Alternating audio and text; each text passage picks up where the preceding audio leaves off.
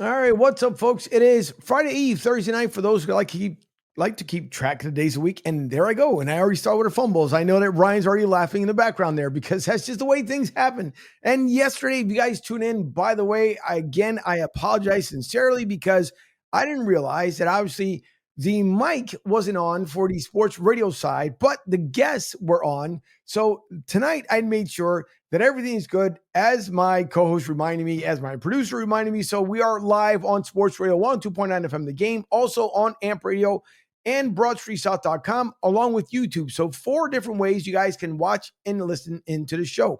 And tonight, we have the privilege of having a Tennessee born right from Memphis, spend some time in Texas, but our speaker, brand strategist, photographer, and traveler. And I'm dying to know as far as on the photography side, because a lot of people know that when we go out somewhere, I love taking tons of pictures. So Sandy Adams joins us tonight, also the vice president of the Memphis Rebounders, the booster club for the Memphis basketball team, the men's basketball team. So it's going to be a lot of fun to talk to Sandy tonight.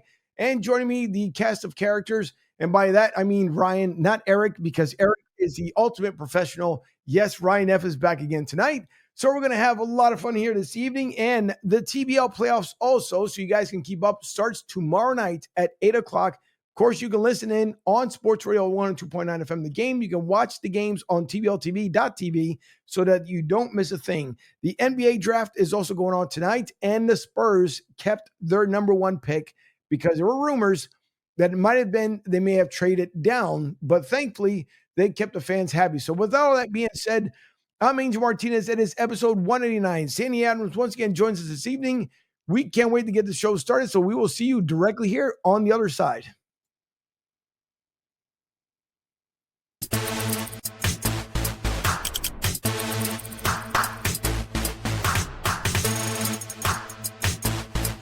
With the mostest, it is Ryan F. Ryan, how are you this evening?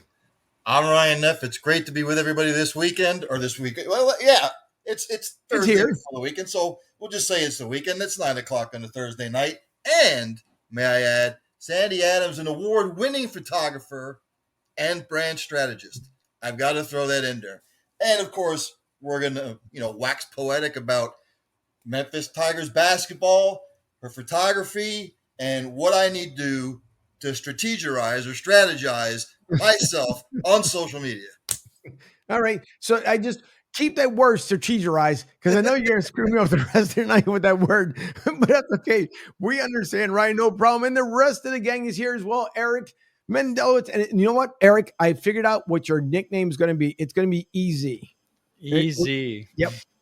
First I like initial, last initial. It'll make it super simple. So Eric is back with us tonight. Eric, thank you for joining us. Thank you for having me once again. And I don't know if you mentioned this yet, Angel or Ryan, but Sandy is also a book writer as well. I mean, she has a written book called The Success Blueprint as well that's available on Amazon. So thank you for that. I don't know if you guys mentioned that either. But I did. No, not yet, but we're going to get around to it. But thank you, Eric, for mentioning it because it's great, as always. But yes, you can pick up the book, paperback, on Amazon.com. Also, if you guys go to Sandy Adams _CO on Twitter, if you look on the link, it'll be in there on the campsite, the bio.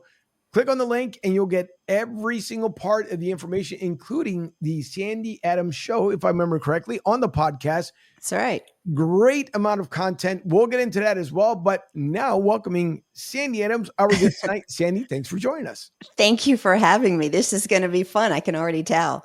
Yeah, well, as long as Ryan's around and he's still awake, that's a good thing. That's the fun part already started about 5 minutes ago. So that's a good thing.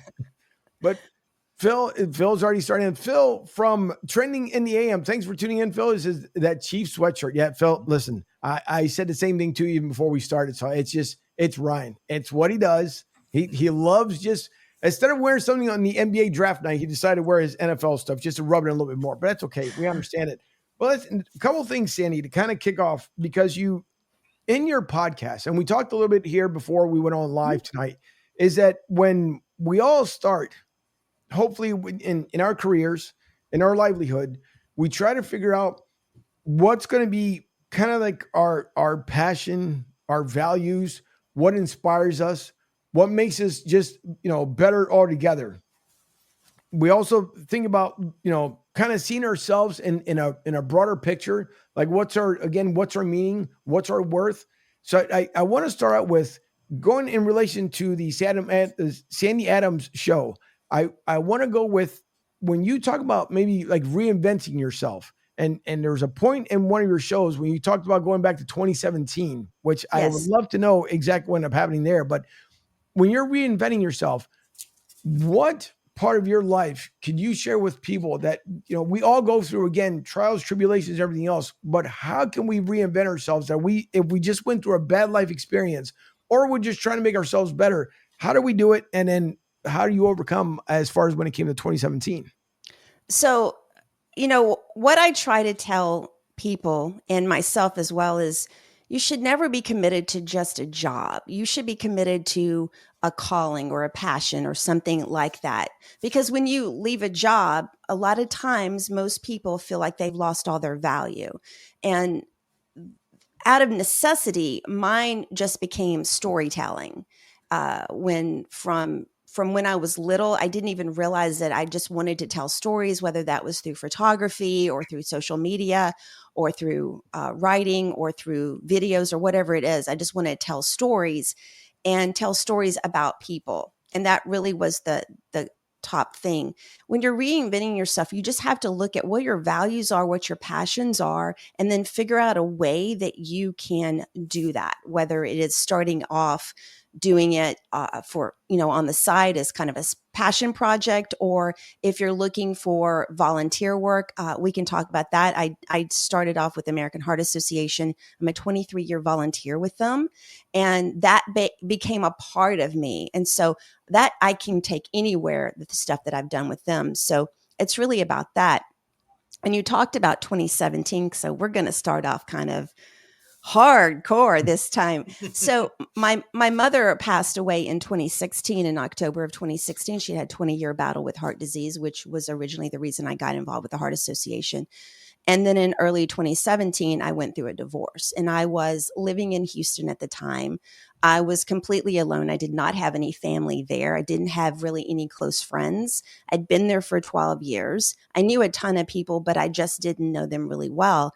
And I actually didn't tell my brother or sister at all what was going on until we had to go back to Tennessee and pack up my mom's house. And then I told them afterwards. And for me, it was just about starting, like I started completely from scratch, like no money, no job, nothing, no future, nothing. And so for me, it was really about looking at just taking a moment to say it's okay. I don't have to know what's going to happen the next day.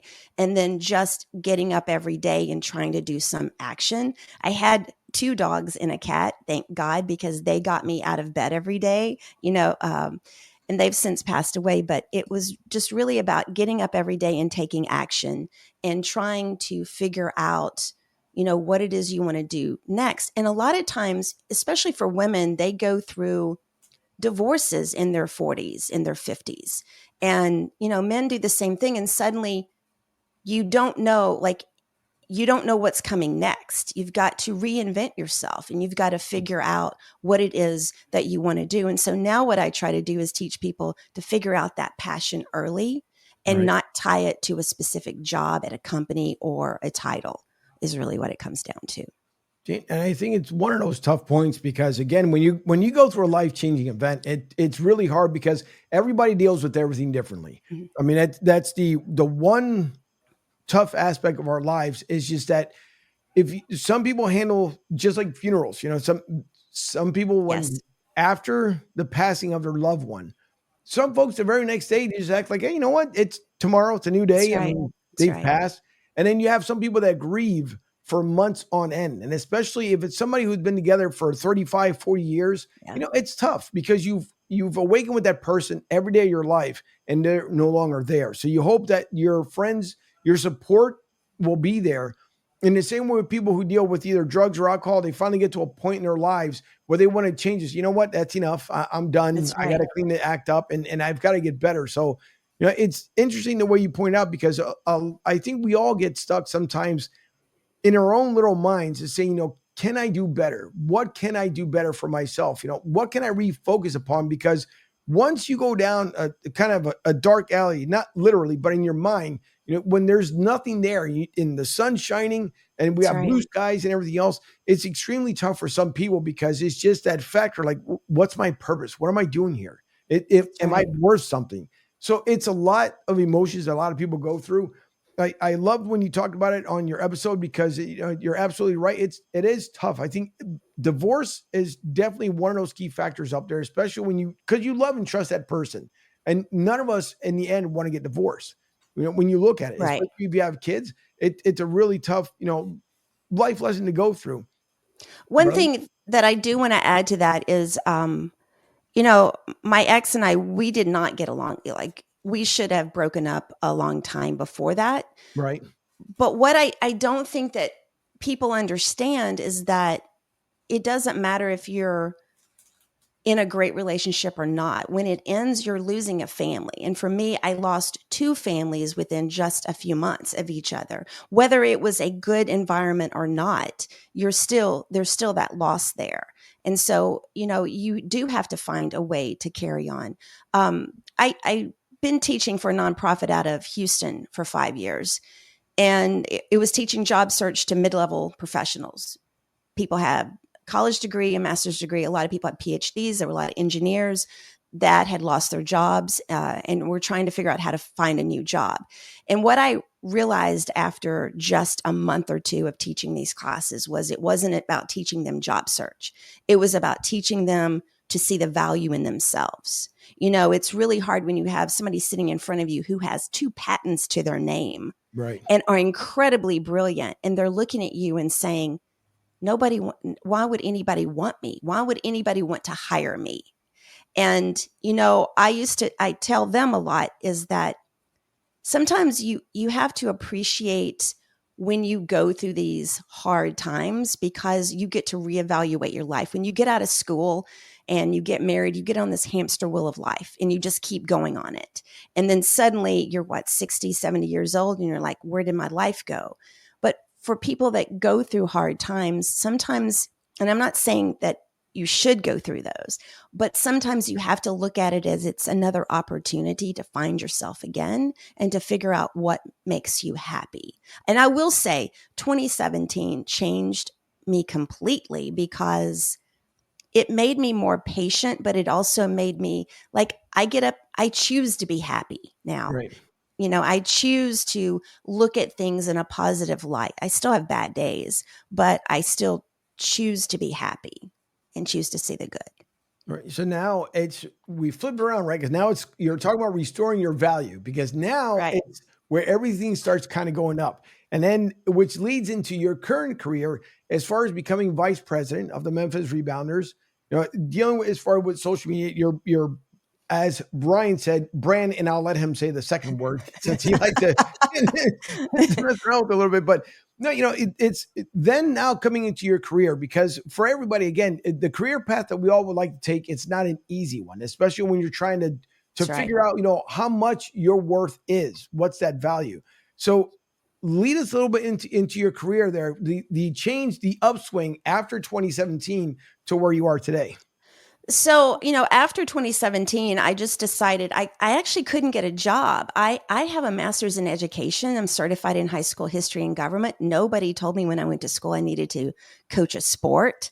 But I tried to get a job I got my license transferred in Texas. I tried to get a job and no one would give me a job.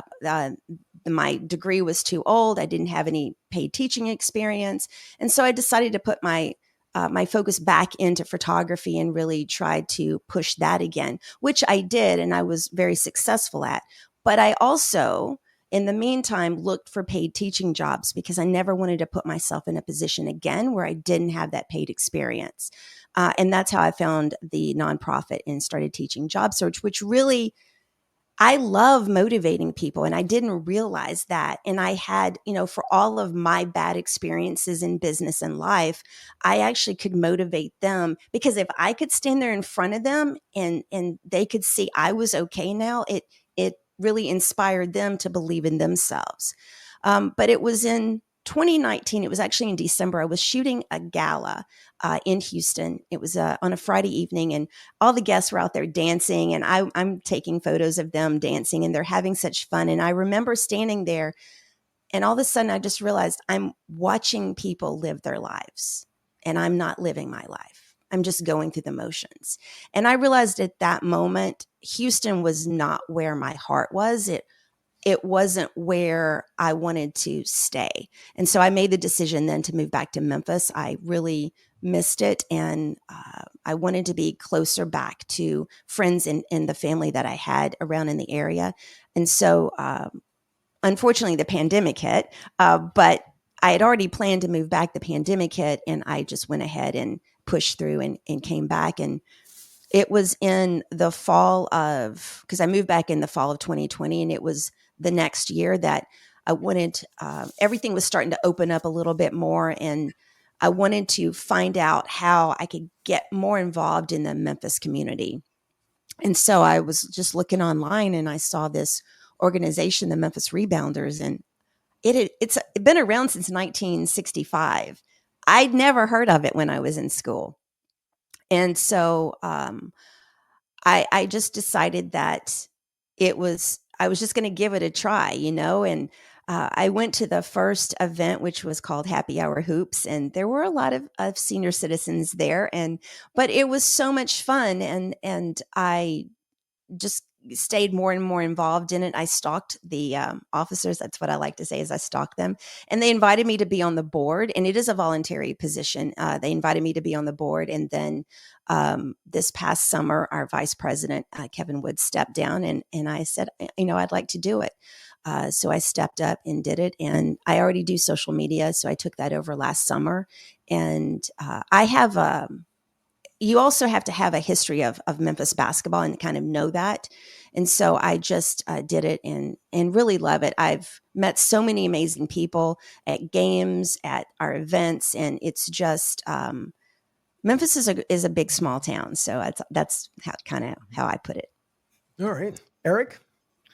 You talked at the beginning Mm-hmm. to go back about how your life should not be determined or all about work. And I am of that similar mindset. I am not what some may call like a workaholic or part of the hustle culture and stuff like that. I do value my own personal time rather than a higher income if I were to work more and stuff like that. So I agree with you on that point, but I also just I just see on your LinkedIn, I'm looking at it and stuff like that, and you're doing a lot. You're doing a lot of different stuff. You're volunteering with the American Heart Association. You're with the Memphis Rebounders.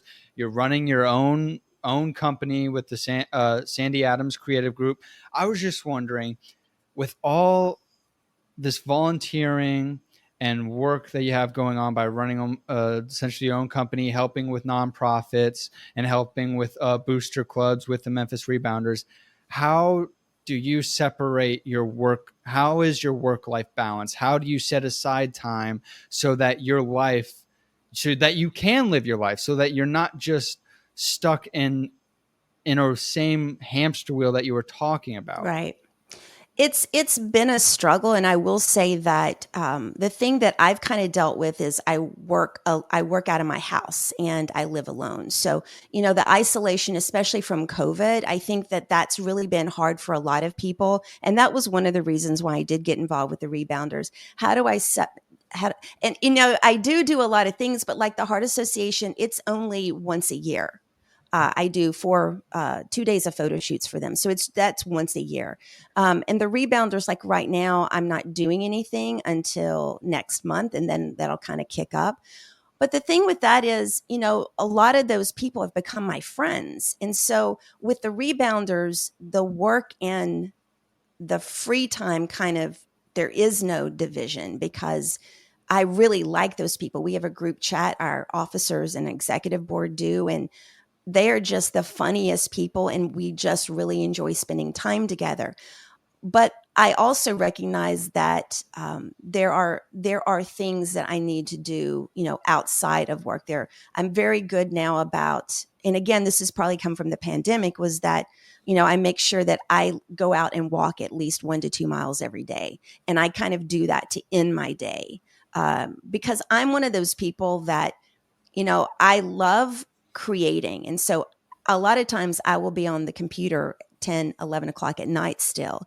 And what I've found is, by stopping myself and going to walk, that actually kind of ends my day. And so I've put in kind of some parameters that kind of force me to switch that off. And I try not to work on the weekends, and I try to go and do things that are fun and travel. So I am very well aware of that. But I think also for creatives, it is hard. It is hard to kind of force yourself to do that. But I definitely keep having an open dialogue in my head about that.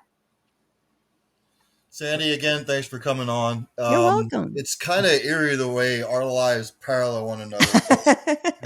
You're from a small town. I'm from a little itty bitty town. It's not bad to be itty bitty. No, it's not. No, it's not. So, I lost. Go ahead. I was going to say, where are you from? I grew up in a little town called Palmerton, Pennsylvania. I never heard of it. No, you ever heard of Jim Thorpe, Pennsylvania? Allentown, Pennsylvania? I have heard of Allentown, okay. Yes. I'm about 20 minutes north of Allentown. I have a cousin that lives in Scranton, Pennsylvania. Oh, okay. That's about an hour north of where I was. Yeah. But anyway, I lost both my parents within a 7-month stretch of one another. It was from 2013 to 2014. Had I not had sports and music to immerse myself in, and the fact that my father had heart disease, never really took care of himself. How did the photography aspect become so therapeutic for you? Actually, it wasn't the photography. Oh, okay.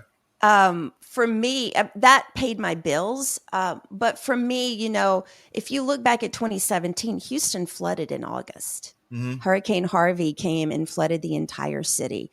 I had water within 5 feet of my house for 5 days and couldn't leave. For me, it was, strangely enough, we talked in the very beginning before we got on about, I actually like the Houston Astros now. I never, ever liked baseball. I actually broke up with a guy one time because he was from Chicago and he loved baseball so much. And it was funny because after it was the World Series, the 2017 World Series, and I'll never forget, it was the 5th game. I just fell in love with I understood then the love of baseball. I can't watch all the games, but and I even reached out to him and sent him an email, and I'm like, I'm really sorry I was so mean to you about that. But for me, it was, it strangely enough was the baseball, and it was just not going out and I took a lot of weekend drives with my dogs, and I just spent a lot of time with them and just going out and again, just being quiet, just being, every day, just trying to go out and force myself to do something. I wouldn't say the photography was as much about that. But the travel was, and just getting out. Road trips for me, whether they're 2 or 3 hours or a day or something, are very therapeutic. I've always loved to do that. And so, yeah, that was what really helped me. And my friends that didn't live there, talking to them quite a bit. And thank God for my cats too. Yes, right. Yeah, I mean, they're family members, really. They are. Thank God for my 2 little cats that I had at the time, and that got me through it. And I see the smirk on Angel's face because he's never heard me talk about my cats before. So. I did have a cat too. I had a cat and 2 dogs, and they don't care if you're not in a good mood. They do not care. They want to be fed. They want to be walked. They don't care. Right. So yeah. I will say, I'll get back to the cat thing here for a second. With Joey B, it's been a while since we spoke to Joey B. Joey B is from Colorado, Sandy. Always has great comments. Normally picks on somebody, but this time he says, "Miss Memphis, what up, David Roddy?" Yes, looks good as a Grizzly. He does look good as a Grizzly. I think his last game for the Grizzlies, he got called up really quickly at the end. I think he had like 42 points for that game. I'm not a big NBA fan. I know everybody's going to hate on me for that, but I only have so much time and so much mind space for it. But he's very impressive. In case you're just tuning in, Sandy Adams is joining us here, the vice president of the Memphis Rebounders. So you guys are listening on Sports Radio 102.9 FM, The Game, also on AMP Radio and over on broadstsouth.com. We appreciate you tuning in tonight. And Sandy, we talk about photography, and we'll get a little bit into some basketball talk as well, but photography, because everybody, it's probably one of the either relaxing, enjoying, and also at the same time too, when you're trying to create that perfect moment, there's some thought process that goes along with it. Sometimes you just point and shoot and everything, and it works out just fine. I would like to know from when you've taken your pictures, is there a certain area or a certain maybe travel destination that you love to go to that you would either get the best pictures or just memories so you can remember as years go by? Like, oh, I remember this place. It was when I was in Texas or maybe out in Arizona.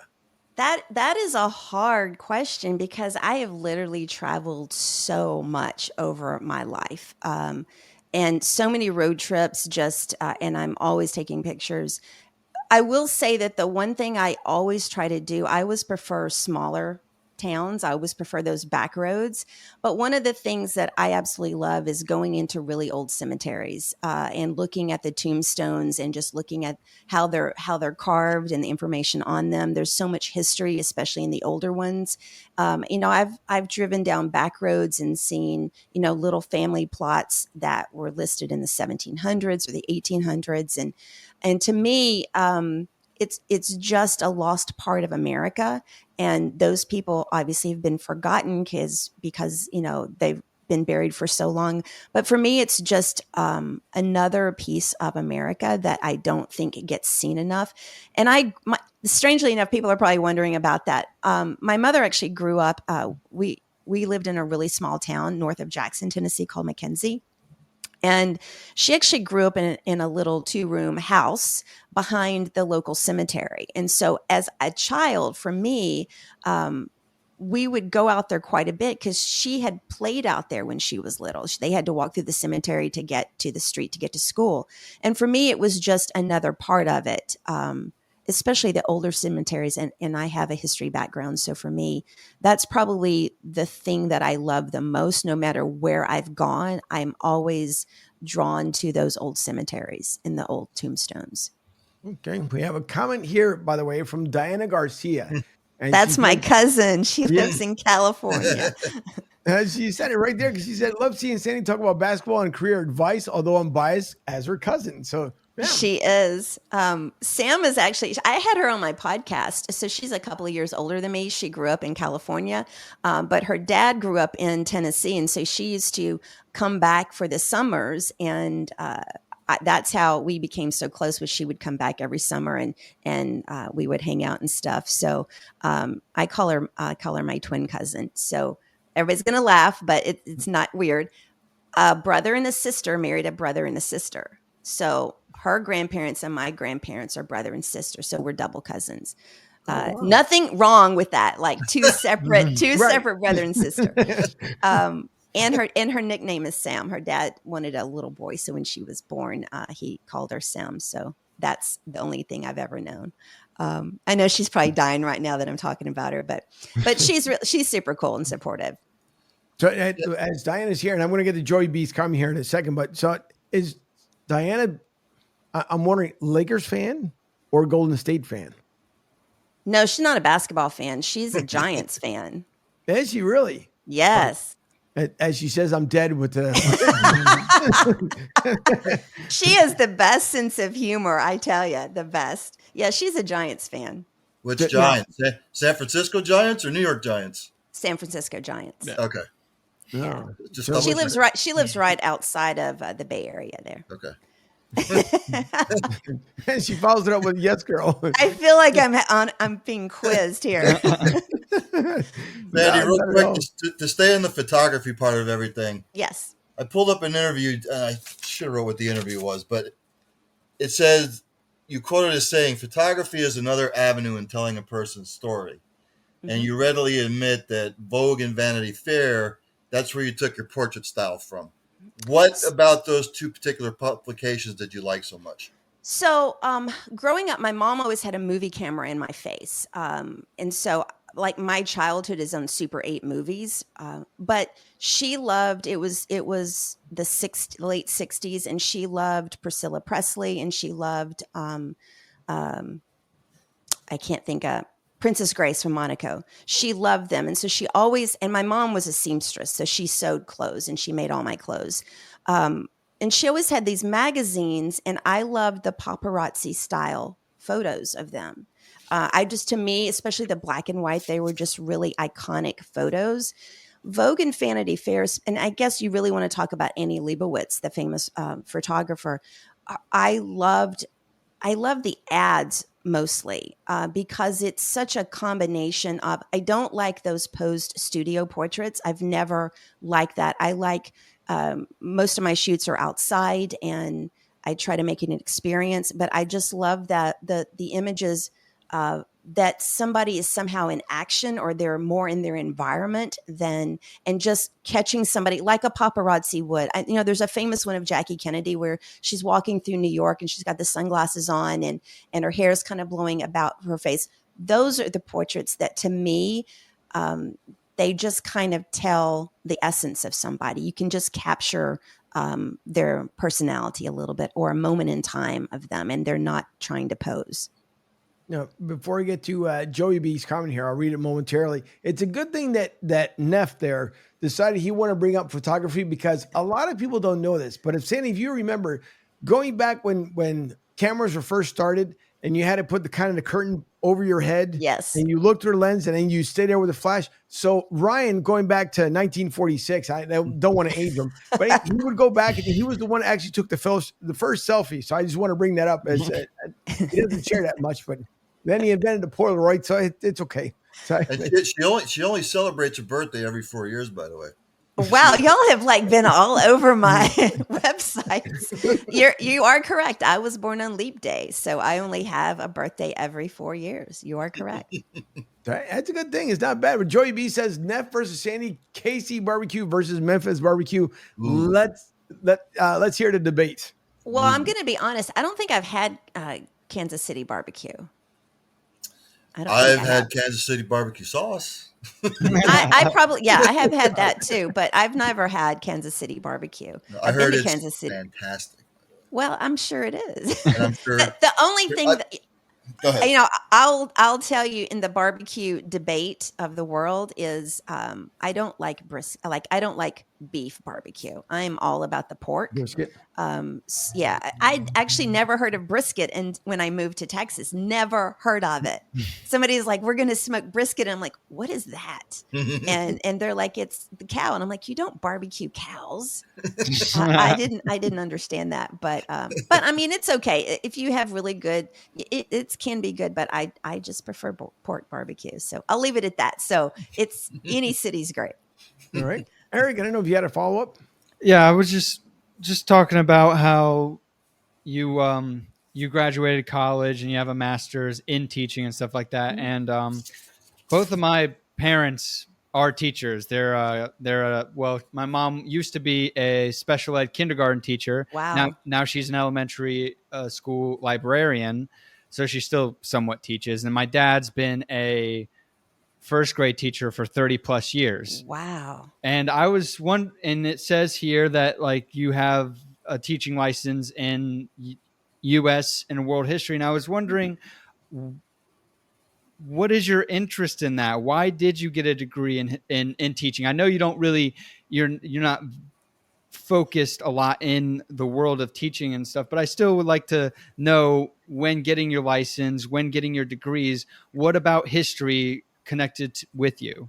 So I grew up really loving history. I grew up in this really small town, and I always laugh because I'm fascinated by the Middle East. I'm fascinated by the Middle Eastern culture and the history, specifically Egypt. And it really started, and everybody's probably going to be laughing about this, but I saw the movie The 10 Commandments with Yul Brynner as Ramses when I was probably 5 or 6 years old. And I was just obsessed with Ramses the Great, just absolutely obsessed. And I read all the encyclopedias. I read everything about Egypt. And A lot of my classmates were reading Dr. Seuss. Well, my mom didn't like Dr. Seuss. I didn't know that. I didn't know what green eggs and ham or whatever it was. It was actually later in life when I was getting my master's, I asked her why she never let me read those books. And she's like, I thought he was stupid. And I'm like, okay, I do too. But I just had this love of Egyptian history, and that just kind of followed me. And even in my undergrad, my concentration was the Middle East and Northern Africa for my international relations degree. But I actually started my master's in anthropology. I had wanted to do archaeology. And at the time, Memphis didn't have an Egyptology program. They just had Egyptian art history. And I started in anthropology, and on my second class, I had to go on a dig in Mississippi. It was like 40 degrees in this cornfield, and they made me sift dirt literally for 8 hours. And I was like, I'm not doing this. I don't look like I belong in these classes. And so I'd always wanted to teach in some type of museum setting. So I switched to education and switched to history, and and I did my student teaching in Europe. I went to Germany for 2 weeks and England for 4 weeks and did my 6-week portion of my student teaching, and then applied for the city school system. And literally the lady laughed and said, we don't have a position for you. If you could coach a sport, we could get you in.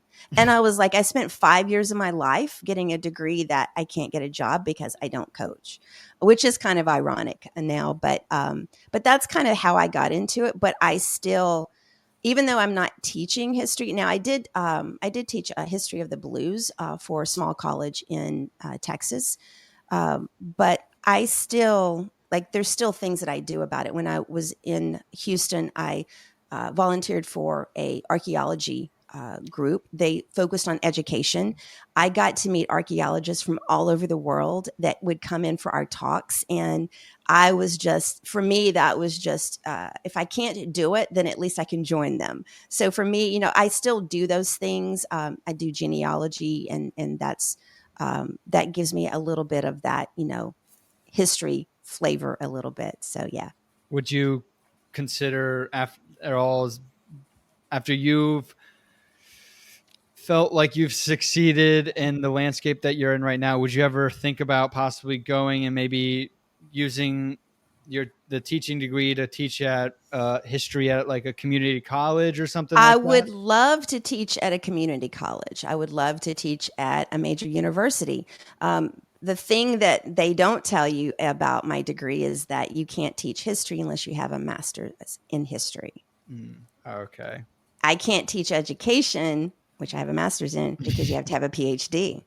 So, it's all these weird things. But yeah, I would love to pick up a class or two. I still love it. I just realized, through the years that I don't necessarily want to teach high school, because I don't want to teach in that structure. And there's a lot of politics involved. And I say that overall. And I've got tons of friends who are teachers. They're probably hating me right now. But my parents would definitely agree with that. Yeah. Okay, so I'm going to put her on the spot here. Uh-oh. Okay. Better stretch, the Derrick Rose Memphis years or the Keith Lee Memphis years? That's that's going to be a hard one. That's a tough one. I wasn't living in Memphis when Keith Lee was playing, so I wasn't living in Memphis when Derrick Rose went that whole thing. I wasn't in Memphis for either one of those for those teams. But yeah, that's a tough one. I don't know. I can't answer that. Right. And I know members of that team. They're probably watching me going, "Oh my God, I can't believe she's not saying." So I will say, because I do know members of that team, I'm going to say that the 2008 team. Okay. Yeah.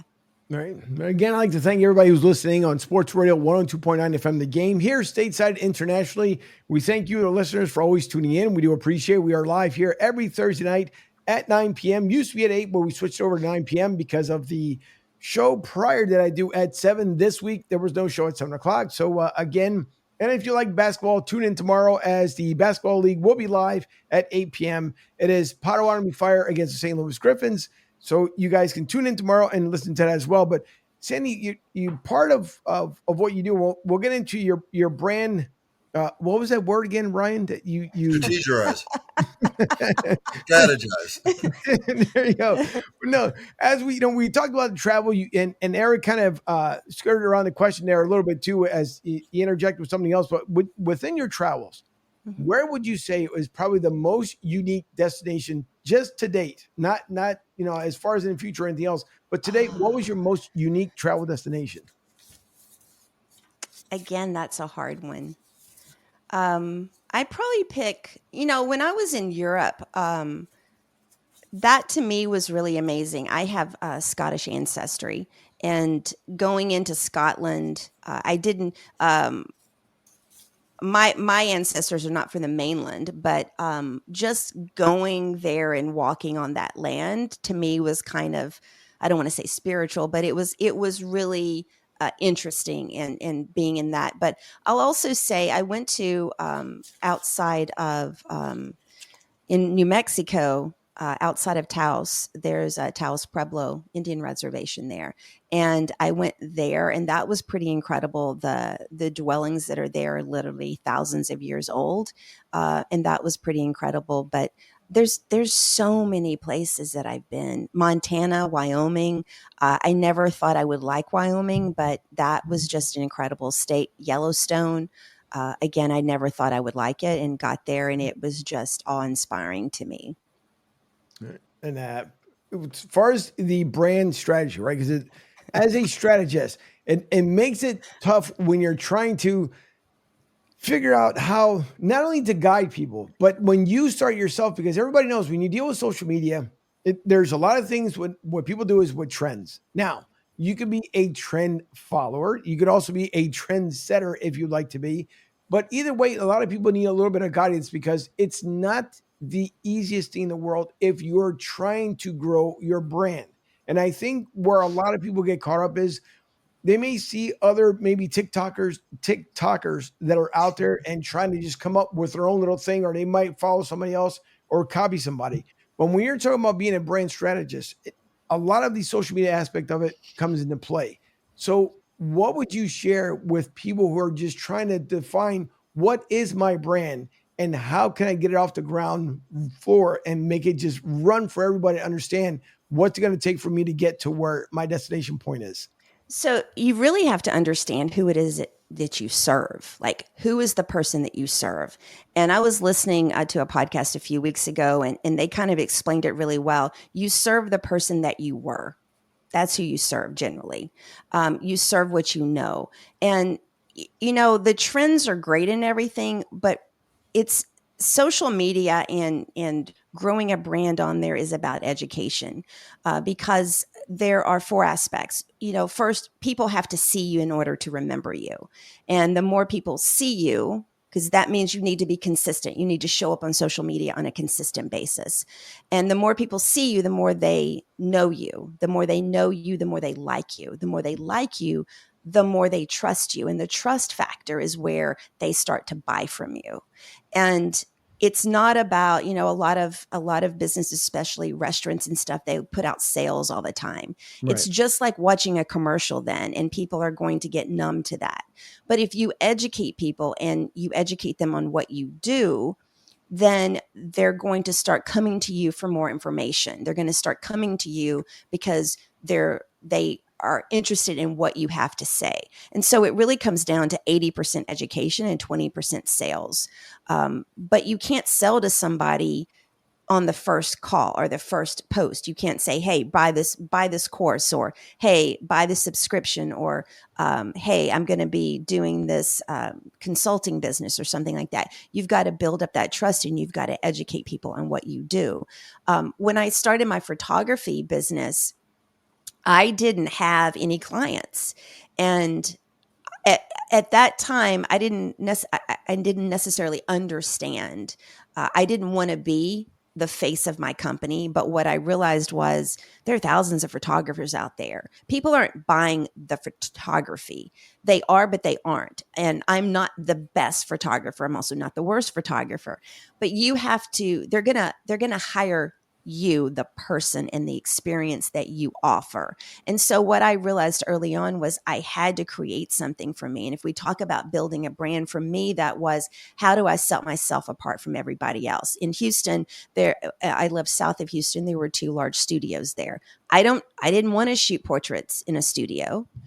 So what I did was I leaned into that Vogue and Vanity Fair, the cover shoots, going out on location. I didn't have a studio, so it was also out of necessity, but I started creating, and I also started making these behind the scenes videos. Vogue had been doing that with their cover shoots. They would make behind the scenes videos, put them up on YouTube, and I was like, they can do it, I can do it. And so I started doing that, and I really started branding myself as this magazine style experience. I'm not for everybody, but I'm for someone. And as strange as it was, I went out and got my friends and shot them, because people don't buy what they can't see. So Right. you have to show what you want to sell. And I started, with every shoot, I started blogging about them, and I started writing stories. And the stories were, maybe I described that day or what was going on with the weather and things like that, and then told a story about how that all came about. And instead of just saying, hey, here's some senior shots, she just graduated, or something like that, I tried to make it more of a story, and the stories really just started taking off. Yeah, I think that's an important part too, because when you're building a brand, and I think a lot of people, as you said, consistent, you brought it up also in one of your podcasts as well, that you have to be consistent all the time. Yes. It's tough because, so you have some people, and what people tend to forget is, once you get ready to start your brand, Mm-hmm. don't go off as much as people like to do when it comes to the social media aspect, because again, those are just trends for the moment. That's You right. have to figure out who you are. The consistency, especially when you're doing a podcast, is the most difficult part of it, It because is. you do have to come up with a different topic. You just can't go off the same topic. You also can't copy and paste from an ESPN or your local radio show. You can do all the research you want to, and then come up with your own content. So people understand, like, okay, I'm not listening to ESPN version 2. It's Right. it's how you come across your brand. When it comes to podcasting, the tough part is, because there is a lot of research behind it. You have to make sure that what you are stating, you're stating facts. They're Sure. just not coming up with something that's just completely out of the blue. So as people evolve, and we see now with Chat GPT, we see now with AI. I mean, Right. now we don't know sometimes that we can have someone on the show. We hope that it's a human being, but at the rate that we're going here with brand strategies, and I think it was an actual station out in California where they had an AI DJ next to an actual DJ. And Wow. so when you're talking about building a brand, that's the scary part now, because you want to put all your hard work into it, but now someone can just come up with an AI version of you and spin off of what you're doing. So, strategizing as far as your brand, you got to make sure when you're out there doing a consistent thing, whether it be in a podcast, a photo shoot, Right. if it's a sale marketing that you're doing, you're absolutely right with the consistency. Believe in what you're doing. And when That's you right. sell to somebody, don't do it like a used car salesman. Like, hey, Eric, I see you're walking in the parking lot. Can I interest you in this engine? I'm not buying the engine. I want to buy the car. Yeah, but take a look at this engine. So there's different aspects and elements when you're building the brand. And you hit it on point, because I was going to circle back to your one episode, as you talked about. It is that consistency factor. Right. A lot of people start off, they may do it for 5 or 6 episodes. They might, take a few pictures. And then once you get away from social media, the hardest part is you start to lose your audience. You start losing Yes. the consumer, because you're not being consistent. And that's one thing, no matter how many times you may view something on YouTube or something else, that's where people miss that key word, is that consistency. That's And right. so I'm glad you brought it up, and a great explanation from it, because it is true. One thing when building your brand, you do have to remain consistent. You got to be seen all the time, where people, out of sight is out of mind. And I think that is the biggest thing. If instead of saying consistent, out of sight is out of mind. If they don't see you, they're not going to remember you. And that is for anything. It's for people looking for a job. It's for people trying to market themselves, anything. Out of sight is out of mind. Yeah. Angel, am I supposed to be worried about this AI talk with like hosts and co-hosts? Are you going to replace me with an AI guy? Is No, that what you're trying to get at?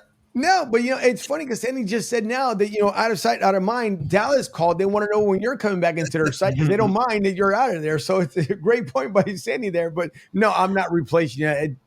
It's a scary world though. You really think about it. I mean, they're going to have to control at one point or another when it comes to AI because who's to say? I mean, we've seen now, like, what is it? Shaq, he took away. So they used to do voicemails on Amazon. You could purchase it for, I think it was Oh, like that's right. Yeah. or something like that. And they've all taken it away because now, you don't know. I mean, you're hoping that right. when people call you and you're speaking to a company somewhere, you're actually physically talking to a human being.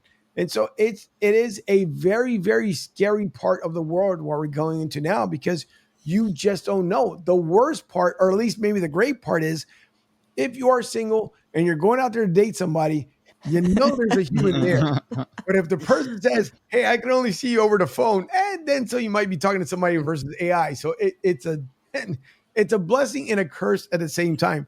Eric, It is. you had something here to follow up with here before we end the show.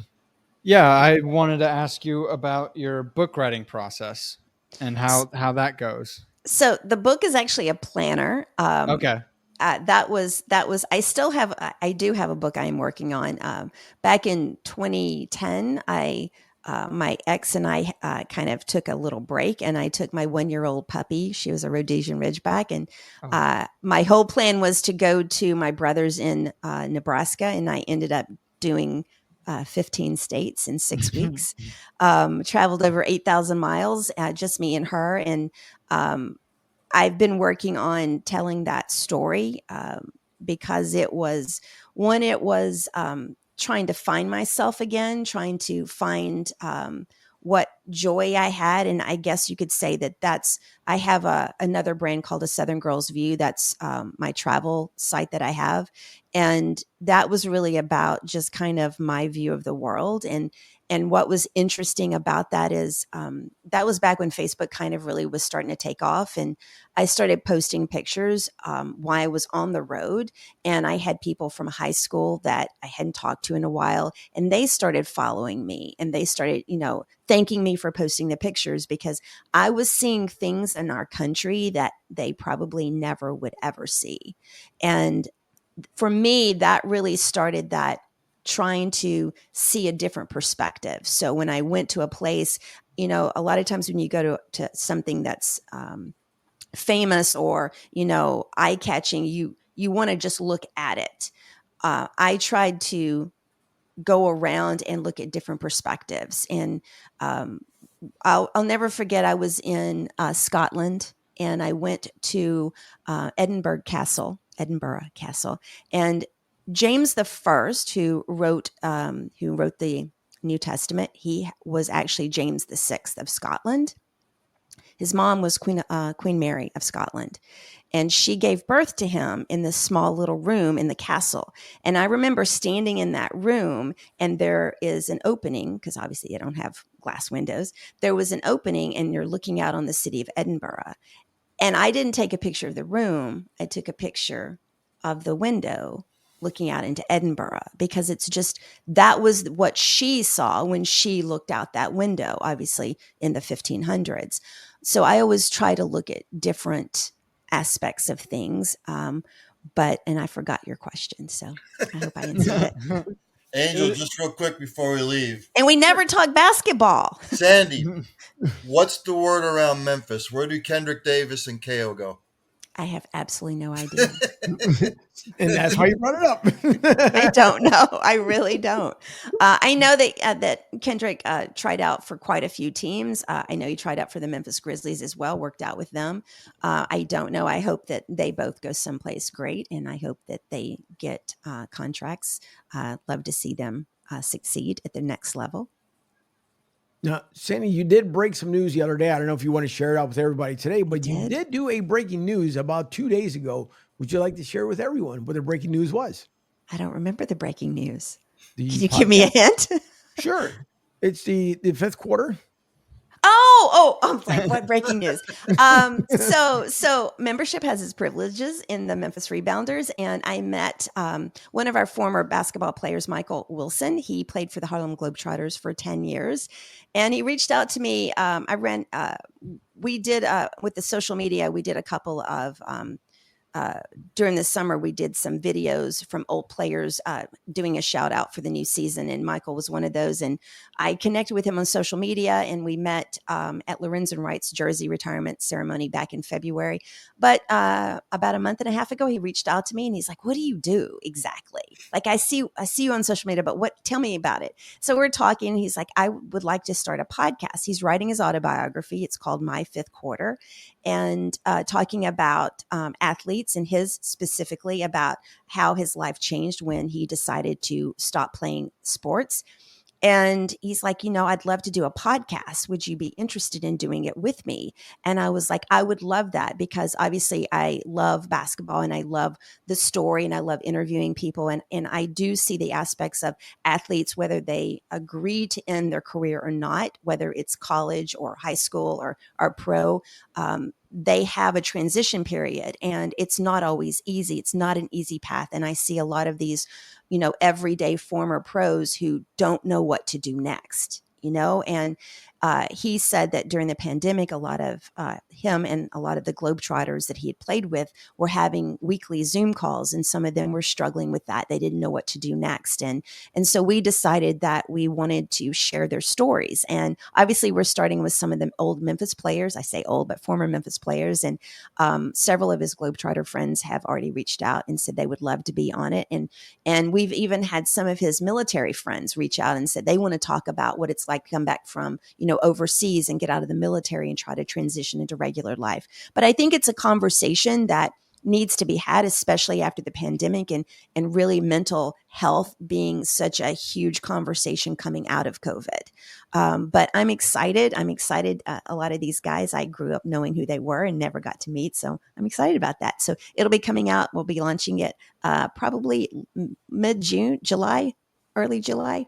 No. We've already recorded one episode. So Michael's my first guest, so I'll go ahead and share that.